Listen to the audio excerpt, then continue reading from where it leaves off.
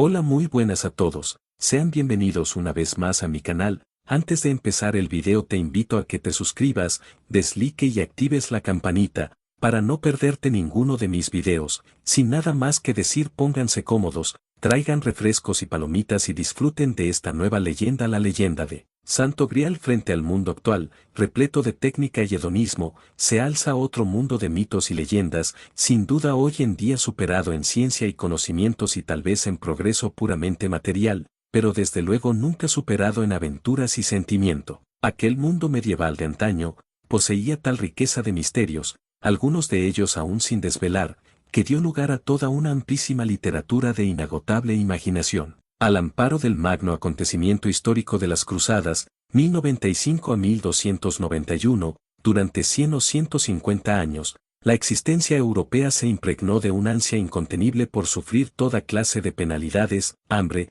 piratas, hordas de beduinos, solo con tal de llegar a los lugares donde había vivido Jesucristo. Aquellos lugares estaban además cuajados de las más atrayentes maravillas: elefantes, tepacios, perlas, esmeraldas, sedas, espadas de Damasco, alfombras persas y toda suerte de tapices adornados con dragones y grifos, que luego pasarían a los capiteles románicos. Muchos de los individuos que partían como peregrinos, a su regreso escribían relatos de viajes y crónicas, donde junto a las descripciones más fantásticas, exaltaban la elegancia, el honor y la caballerosidad de una civilización oriental, por supuesto mucho más refinada que la europea, y todo esto será en definitiva lo que hará surgir una ingente literatura romántica caballeresca. Y es así como a partir del último tercio del siglo XII se produce una interminable serie de novelas, la mayoría de ellas en el norte de Francia y en Gran Bretaña, algunas de autores conocidos como las del famoso Chrétien de Troyes,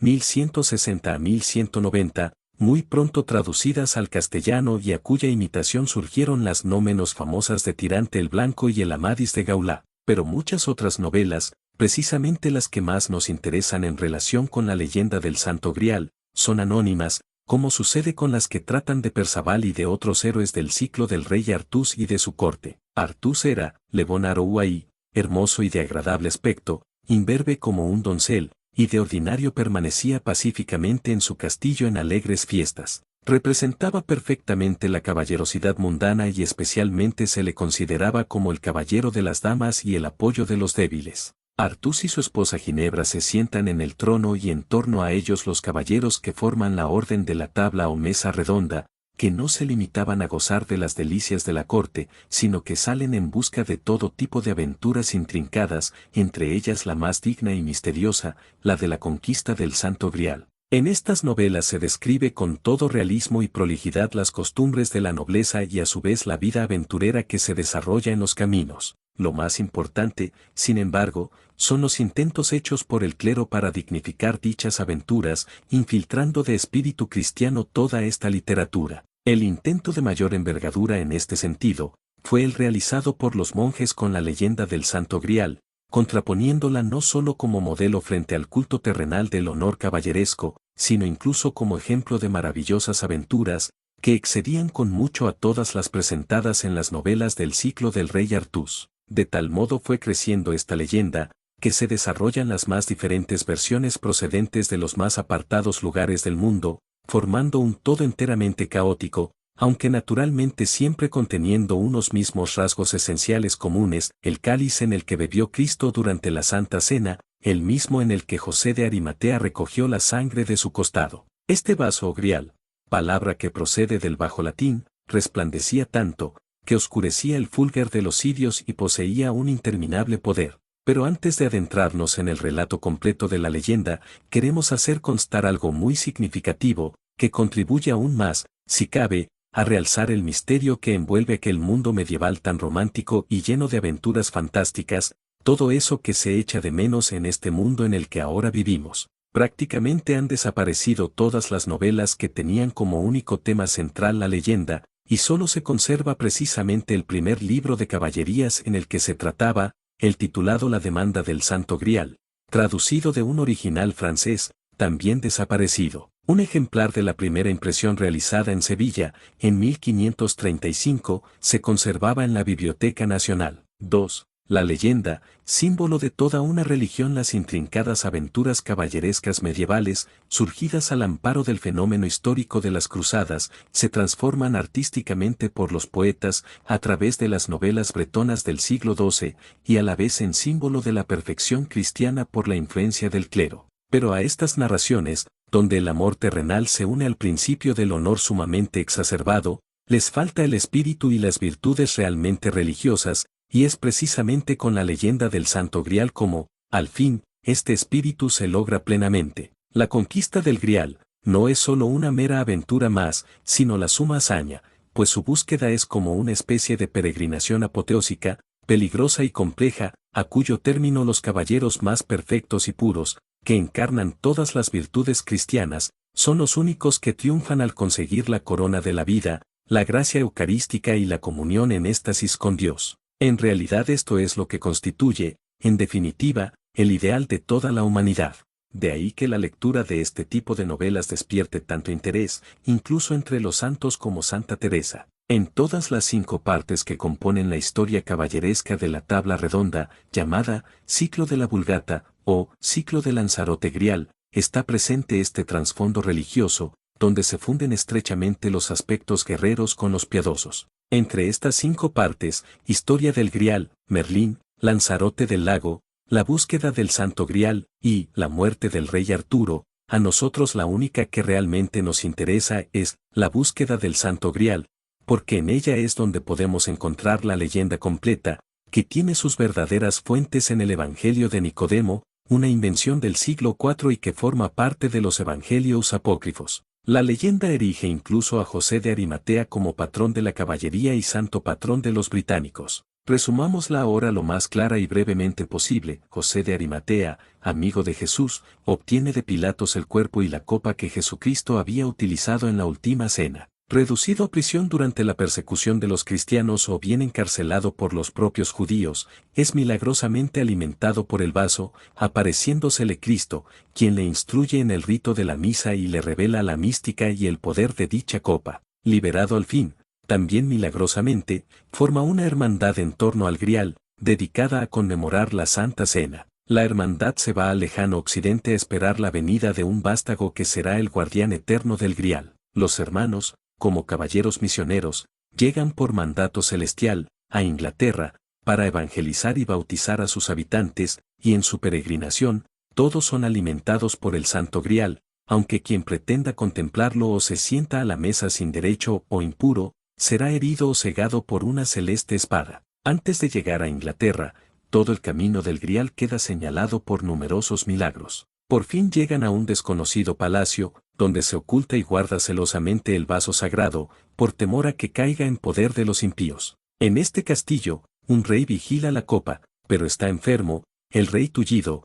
y no puede morir ni sanar hasta que no llegue un caballero totalmente puro que le pregunte acerca del Grial. Merlín es el enviado de los infiernos, como una réplica del mismo Cristo, para confundir a los caballeros, y funda la Orden de los Caballeros de la Tabla Redonda, con la finalidad de encontrar el Grial y tal vez destruirlo, pero al final la suma bandad se impone en Merlín, que cambia los planes al ver transformada su naturaleza diabólica. Solo Persávalo, según otros, Galaad, el hijo de Lancelot, del mismo linaje de José, alcanza el castillo de Cobernic, hace las preguntas rituales y se convierte en el rey eterno del Grial. El obispo Josephs, sucesor de José de Arimatea, celebra una misa en el salón del castillo, y Cristo crucificado sale del mismo Grial y administra la comunión a la hermandad y al caballero. Esta magnífica leyenda que encierra y sintetiza en sí misma la unión total y perfecta de la religión, lo sagrado, con el hombre, sufrió después, durante varios siglos, algunas terribles consecuencias por tener cierta relación,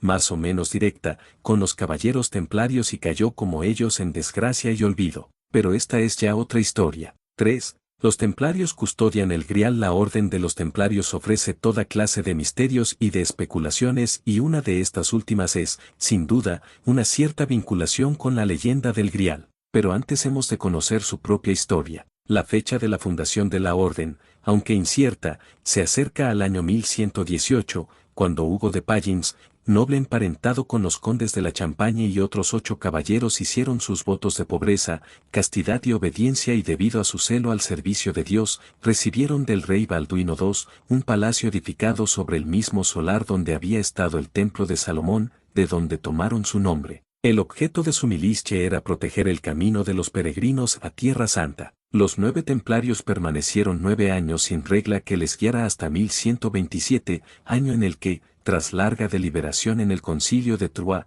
se la concedieron. En la redacción de la regla intervino directamente San Bernardo de Claraval, quien les aplicó el mismo hábito blanco que ya usaban los cistercienses. La cruz roja sobre el pecho y la capa se la concedió el Papa Eugenio III en 1147. En la severa regla de la orden figuran, entre otros, los deberes sagrados del silencio, el rechazo de todo lo superfluo, la donación de todos los bienes a la orden y el rezar, a la muerte de algún hermano caballero, 100 Padre Nuestros hasta el día 7º, porque este número es justamente el de la perfección. Su influencia ante los poderes temporales, y aun de los obispos, así como su expansión por toda Europa y sus riquezas, se incrementaron a un ritmo vertiginoso, gracias, en su mayor parte, a las donaciones de los propios reyes, que les regalaron castillos, tierras, diezmos e incluso les dejaron exentos de toda clase de tributos. El cúmulo de sus tesoros llegó a ser incalculable cuando establecieron una especie de banca universal. Tenían una flota propia y prestaban a todos los reyes de Europa. Todo ello no es de extrañar que suscitara envidias y recelos por doquier, sobre todo del rey de Francia, Felipe IV el Hermoso, quien en el año 1306, tras las acusaciones de 2 templarios resentidos y expulsados de la orden, el rey los denunció ante el Papa Clemente V, y sin esperar su respuesta, saltándose toda jerarquía eclesiástica, mandó encarcelar a todos los templarios de Francia y confiscar todos sus bienes. Algunos de los delitos de los que se les acusaba eran ciertamente horrendos: escupir sobre la cruz, adorar la figura de un gato y practicar ritos sodomitas. 54 templarios fueron quemados vivos en París, y el 3 de abril de 1312 el rey francés logró con el apoyo del Papa, la anulación de los templarios, siendo quemados en la plaza de San Antonio de París, el gran maestre general y otros grandes caballeros. Se habla de una maldición lanzada por el maestre antes de morir, pues muy pocos meses después morían el Papa Clemente V y el rey Felipe IV.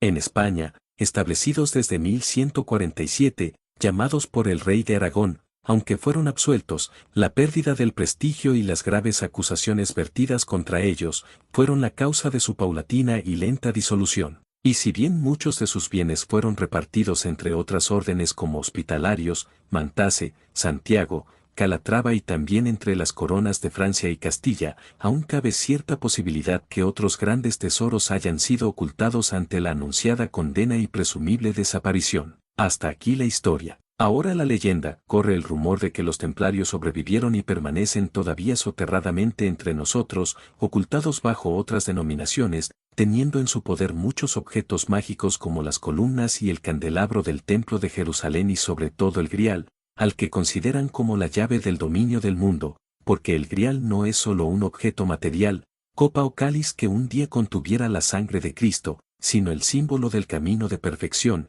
el conocimiento total, el gran secreto, la clave de la pervivencia y el sumo poder de los templarios, en definitiva. Este conocimiento se fue transmitiendo, en clave, por medio de números, 3, 7, 9, de figuras geométricas, y de cientos de signos esotéricos, serpientes, águilas, soles, siendo plasmados a través de los siglos por canteros en muchas de esas maravillas arquitectónicas que pueblan el Camino de Santiago, Jaca, San Juan de la Peña, Cuenca, catedrales, monasterios y ermites de algunos pueblos poco conocidos, en algunos de los cuales se dice que se venera el auténtico Grial. No debemos olvidar, finalmente, la relación de la orden con la masonería, ya que ésta apoyó su rico y complicado simbolismo idealista en la tradición templaria y a su vez transmisora de su saber total, que pudo haber comenzado en los celtes, egipcios, griegos, y también cabalísticamente por los canteros del Templo de Salomón y por los esenios,